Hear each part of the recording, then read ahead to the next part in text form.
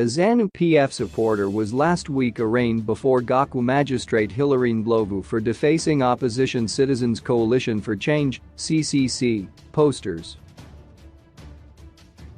Vitalis Mukid, 46, was charged under Section 151(1)(a) of the Electoral Act, Chapter 213, which prohibits defacing of other candidates' posters. Prosecutor Romeo Zabani told the court that Mukid of Sando village, Chief Jurea in Gakwa, destroyed campaign posters placed by Chengetide Zakamanhenga at CJ Special Bar and at V. Satis Complex at Ntora Business Center in Gakwa North.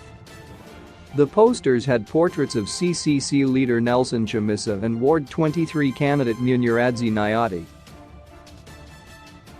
Mukid allegedly said he did not want to see any CCC posters in the area. Zakamanhenga gathered the torn pieces and took them to police in Mbadzia, where he filed a report.